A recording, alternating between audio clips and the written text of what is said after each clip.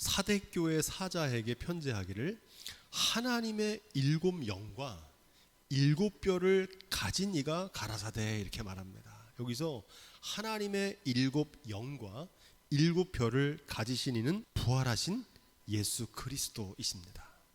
하나님의 일곱 영은 무엇을 가리키는가? 이게 중요합니다. 하나님의 일곱 영. 우리가 앞에서 일곱 촛대가 뭔지는 배웠죠. 일곱 촛대는 일곱 교회라고 그랬어요. 그죠? 그리고 일곱 별은 뭐라고 그랬습니까? 일곱 교회 사자들이다 이렇게 말하죠. 사자. 그런데 새롭게 여기는 뭐가 나오냐면 일곱 영이 나옵니다. 하나님의 일곱 영이다 이렇게 말합니다. 이 하나님의 영은 바로 성령을 가리킵니다. Spirit of God 이란 뜻입니다. 하나님의 영이란 뜻이고 성령은 Holy Spirit, 바로 하나님의 영이 성령이다. 성령님이 어떤 분이십니까?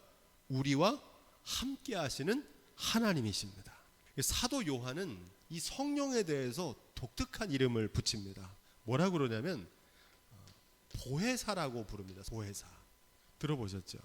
하나님의 영을 일곱 영이라고 하느냐?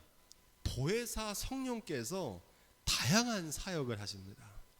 그래서 보혜사를 뭐라고 그러냐면 돕는 분이다 이렇게 말합니다. 또 위로자, 위로하시고 중보자, 상담자, 탄원하시고 탄식하시고 책망하시는 하나님의 성령의 완전한 역사를 가리켜서 그래서 하나님의 일곱 영이다 이렇게 표현하는 겁니다.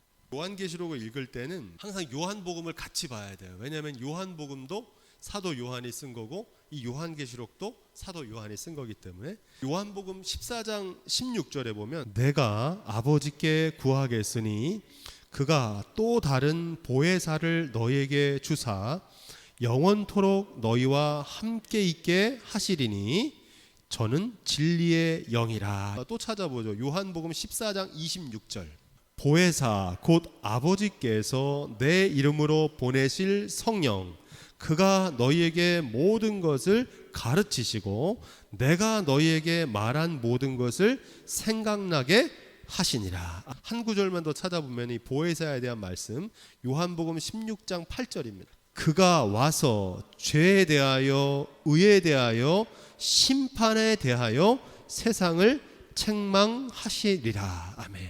예수 그리스도와 성령님은 서로 상호 보완적입니다. 주님께서 아버지께로 가시면 아버지께서 누구를 보내신다는 겁니까?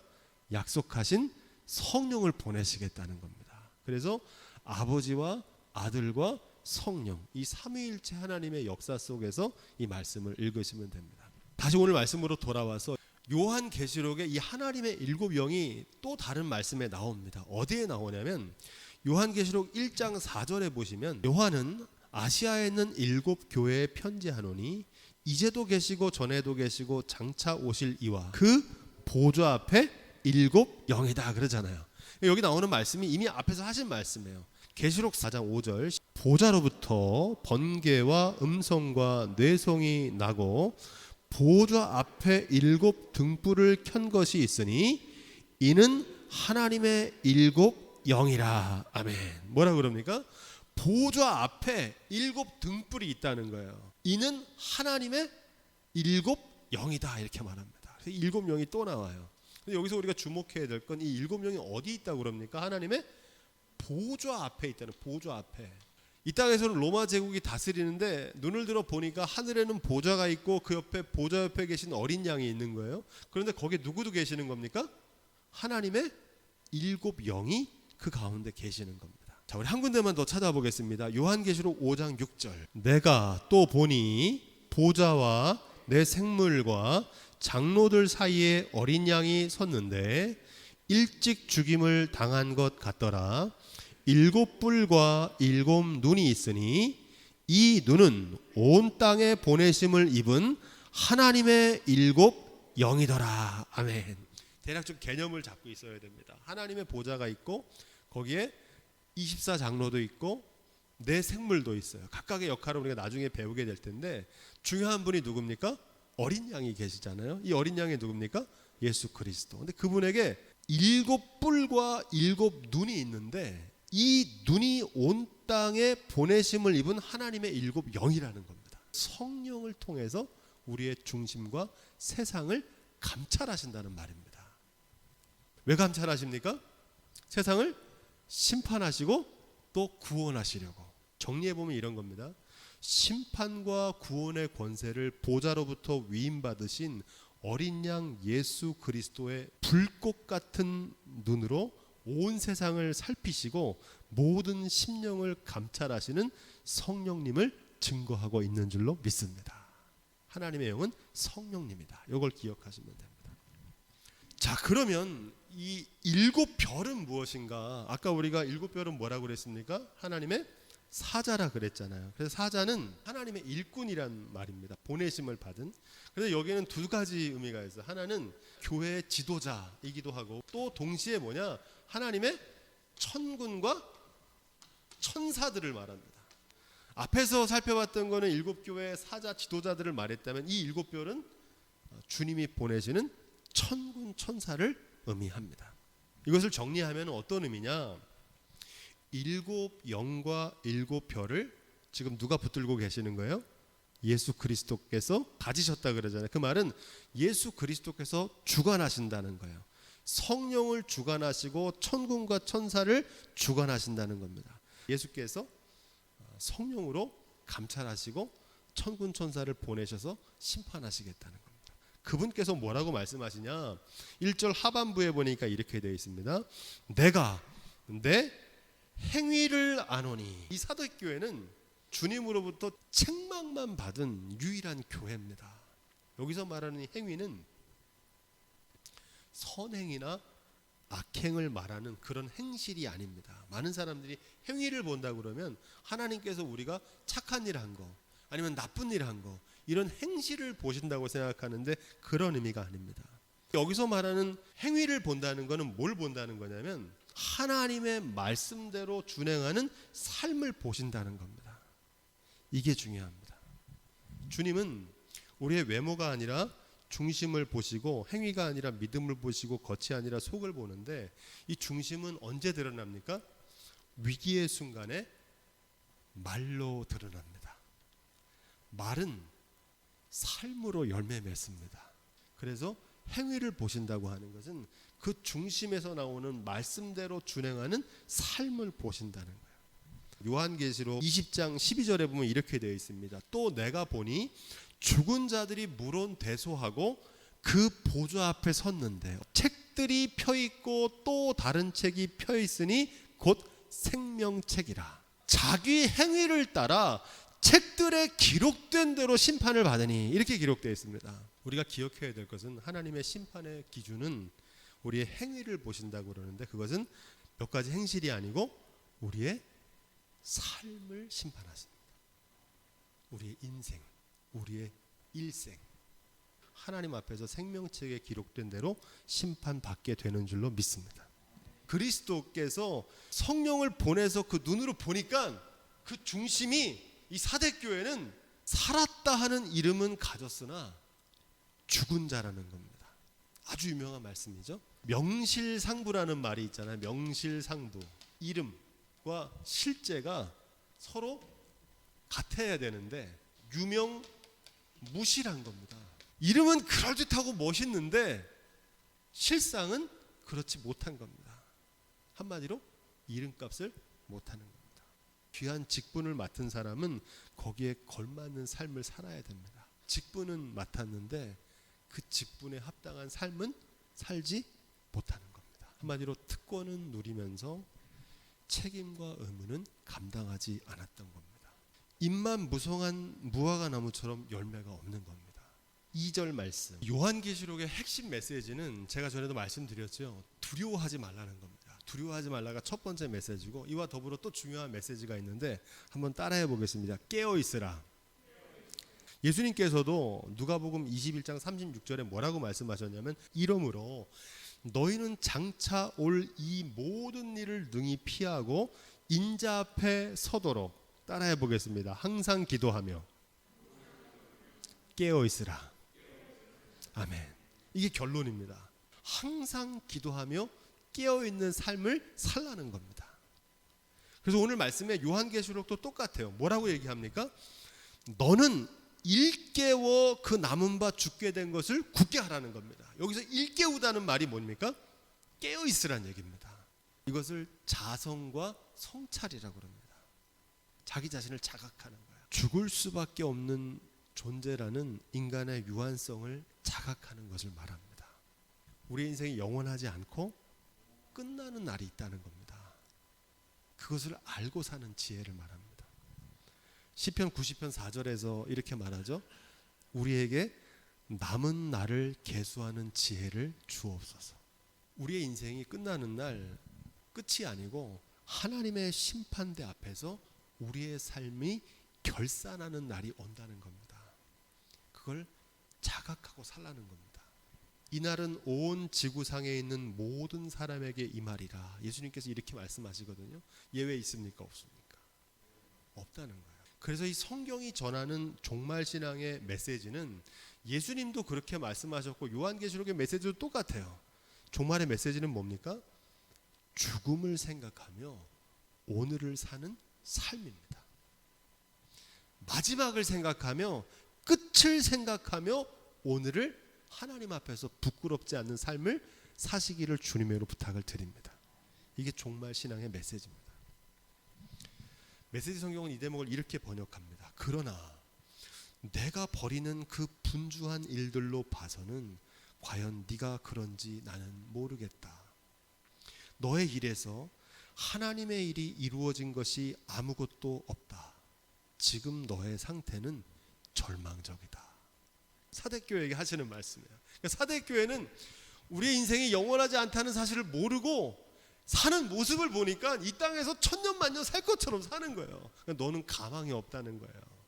성령께서 그렇게 말씀하시는 겁니다. 문제는 죽을 수밖에 없는 존재라는 이 사실을 까맣게 잊어버리고 사는 겁니다. 천년만년 사는 줄로 착각하며 삽니다. 대부분 사람들이 그렇게 살아요. 3절 말씀, 이어지는 3절입니다. 이 대목을 메시지 성경이 이렇게 번역합니다. 내가 전에 두 손에 받았던 그 선물, 내가 귀로 들었던 그 메시지를 다시 생각하여라. 다시 그것을 붙잡고 하나님께 돌아가라. 이 요한계시록의 핵심 메시지는 첫 번째가 두려워하지 말라라고 그랬죠. 두 번째는 뭡니까? 우리가 배운 대로 깨어 있으라. 세 번째 메시지는 뭐냐면 회개하라입니다. 회개하라. 돌이키라는 거예요. 하나님께로. 탕자가 다시 회복되는 유일한 길은 아버지의 품, 아버지의 집으로 돌아가는 것이었던 것처럼 우리 한국교회가 다시 사는 길은 하나님의 말씀으로 돌이키는 회개인 줄로 믿습니다. 다른 길은 없어요. 하나님께서는 인류 역사 속에서 주님의 교회가 길을 잃고 타락할 때가 있었거든요. 사대교회처럼 유명무실해질 때가 있었어요. 그때마다 말씀의 사람들을 일으키셨습니다. 교회를 새롭게 하셨습니다. 저는 하나님께서 이 한국교회를 말씀으로 새롭게 하실 줄로 믿습니다. 아버지께로 돌이켜야 됩니다. 그래서 오늘 말씀은 뭐라고 얘기하냐? 만일 일 깨지 아니하면 내가 도적같이 이르리니. 뭐같이 임하신다고 그래요? 도적같이 오시겠다는 겁니다. 다른 말씀엔 덫과 같이 임하리라 이렇게 말씀하셨어요. 어느 시에 내게 임할는지 내가 알지 못하리라 이렇게 말씀하십니다. 언제 주님이 오실지 알 수 있습니까? 없습니까? 없어요. 도적같이 오시기 때문에. 예나 지금이나 사람들은 주님께서 언제 다시 오시는지 그날을 궁금해합니다. 성경은 이렇게 얘기합니다. 그날이 언제인지 말씀하지 않으십니다. 말씀을 안 해주세요.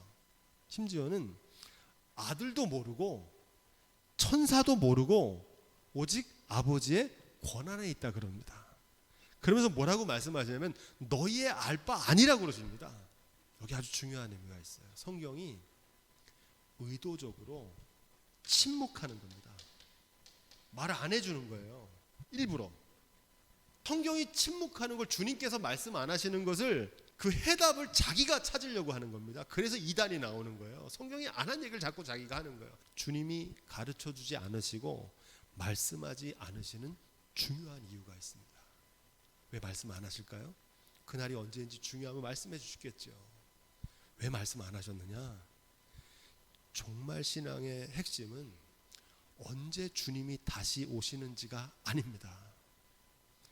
주님이 오심을 기다리며 사는 깨어있는 오늘의 삶이 중요하기 때문입니다. 그날이 있다는 걸 알고 오늘을 사는 오늘이 중요한 거예요. 그래서 말씀 안 하시는 겁니다. 여러분, 죽는 날 알 수 있습니까? 없습니까? 알 수도 없고 알 필요도 없어요. 내가 오직 죽는다는 사실을 알고 오늘 하루를 마지막 날처럼 하나님의 선물로 의미 있고 가치 있게 살면 됩니다. 그게 성경이 말하는 종말 신앙이에요. 이 종말 신앙으로 살면 청지기로 살고 하나님의 자녀로 살고 소명으로 살게 됩니다. 이 종말 신앙이 없으니까 이 땅에서 천년만년 살 것처럼 엉뚱한 일에 헛된 거에 자신의 소중한 인생을 허비하며 살다가요, 이 종말 신앙을 회복하는 저와 여러분과 한국교회가 될 수 있길 주님으로 축원드립니다. 4절 말씀, 사대교회에도 비록 소수의 사람이지만 주님이 보시기에 합당한 리얼 크리스찬이 있었습니다. 우리가 지난 주일에 묵상했던 나다나엘, 예수님께서 보실 때 어땠어요? 그는 간사한 것이 없는 참 이스라엘이다. 아무리 시대가 어두워도 다니엘과 같은 사람을 남겨두십니다. 마태복음 7장 13절로 14절에 유명한 말씀이 나옵니다. 좁은 문으로 들어가라. 멸망으로 인도하는 문은 크고 그 길이 넓어 그리로 들어가는 자가 많고 생명으로 인도하는 문은 좁고 길이 협착하여 찾는 이가 적음이라. 이렇게 말씀하십니다. 여러분, 좁은 길로 가야 됩니까? 넓은 길로 가야 됩니까? 좁은 길로 가야 되잖아요. 예수님 좁은 길로 가라 그랬잖아요. 그래서 사람들은 대부분 어디로 가요? 넓은 길로 간다는 겁니다. 좁은 길로 가는 사람이 많다는 겁니까? 적다는 겁니까? 적다는 거예요. 적잖아요. 합당한 자가 적다는 거예요. 모래 위가 아니라 반석 위에 집을 짓는 게 더 좋은 줄 알지만 사람들은 대부분 모래 위에 집을 짓는다는 겁니다. 말씀을 듣고 그대로 준행하는 사람은 그 집을 반석 위에 짓는 사람과 같다 그러잖아요. 근데 말씀을 듣고 준행하기가 어려우니까 그냥 입술로 주여주여 하면서 모래 위에 집을 짓는 겁니다. 더 어렵고 더 힘들고 더 오래 걸리고 더 큰 대가를 지불해야 되기 때문에 그렇습니다. 고난이 없이는 영광도 없고 십자가 없이는 부활도 없는 줄로 믿습니다. 천국의 문은 좁은 문이에요. 오늘 이 말씀은 천국에 관한 말씀이거든요. 천국 가는 사람이 많을까요? 적을까요? 오늘 말씀으로 보면 적어요. 굉장히 적습니다. 소수 정예입니다. 옷을 더럽히지 아니한 자 몇 명이 내게 있어 흰 옷을 입고 나와 함께 다니리니 그들은 합당한 연건이라. 합당한 사람만 들어가게 될 줄로 믿습니다. 5절 6절, 이기는 자에게는 흰 옷을 주시겠다고 그럽니다. 여기서 말하는 흰 옷은 정결과 승리를 뜻하는 천국 잔치에 들어가게 합당한 예복을 말합니다. 예수님께서 천국 잔치가 벌어졌는데 예복을 준비해보지 못한 사람 못 들어갔잖아요. 그래서 흰 옷을 입은 사람은 주님 앞에서 정결한 승리의 성도들에게 주시는 그 합당한 예복을 뜻합니다. 내가 그 이름을 생명책에 반드시 흐리지 아니하고 이렇게 말하는데, 생명책에 대해서 아까 우리가 배웠잖아요. 생명책에 기록된 대로 심판하시고, 중요한 말씀은 마지막 구절입니다. 아버지와 그 천사들 앞에서 내가 시인하리라 이렇게 말합니다. 이 말씀이 중요합니다. 아버지와 그 천사들 앞이라고 하는 건 우리가 아까 배웠죠. 보좌와 그 보좌 곁에 어린 양과 그 24장로와 네 생물과 천사들이 있었잖아요. 그죠? 하나님의 심판대가 열리는 거거든요. 그 앞에서 누가 시인하냐? 예수 그리스도께서 우리를 시인하시겠다는 거야. 저 사람 내 사람이다. 저 사람 신실한 청지기다. 내가 그를 안다. 그렇게 시인하시고 인정하시겠다는 겁니다. 하나님의 보좌 앞, 곧 하나님의 심판대를 가리킵니다. 그날에 예수 그리스도께서 저와 여러분들을 인정하시고 시인해 주시는 그런 사람이 될 수 있기를 주님의 부탁을 드립니다.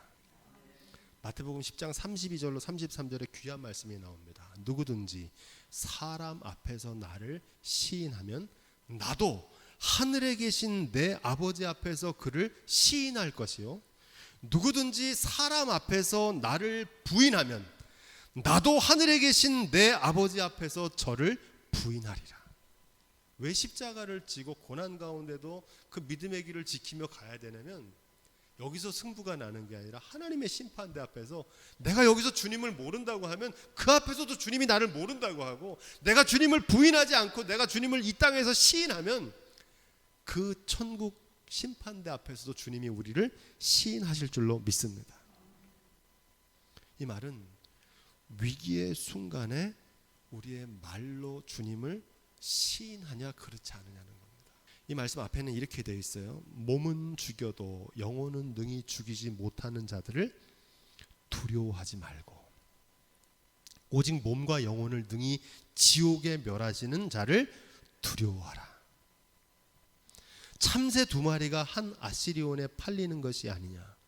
그러나 너희 아버지께서 허락하지 아니하시면 그 하나라도 땅에 떨어지지 아니하리라. 너희에게는 머리털까지 다 세신 바 되었으니 두려워하지 말라. 너희는 많은 참새보다 귀하니라. 그러면서 이렇게 되는 거예요. 너희가 사람 앞에서 나를 시인하면 나도 하나님 아버지 앞에서 너희를 시인할 거고, 너희가 나를 부인하면 나도 너희를 부인할 거라는 겁니다. 무슨 말입니까? 믿음의 반대는 두려움입니다. 삶에서 만나는 핍박이나 고난, 죽음과 재난, 두려워하지 말라는 겁니다. 무엇이 그토록 두려운지를 잘 살펴봐야 됩니다.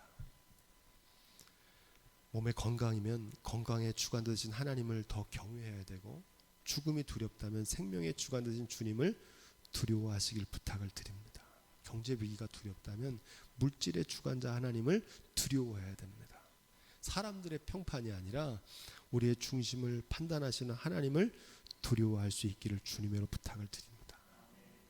귀한 복음을 오늘 이 말씀이 전하는데, 삶의 주관자 되신 하나님을 두려워하면 경외하는 거거든요.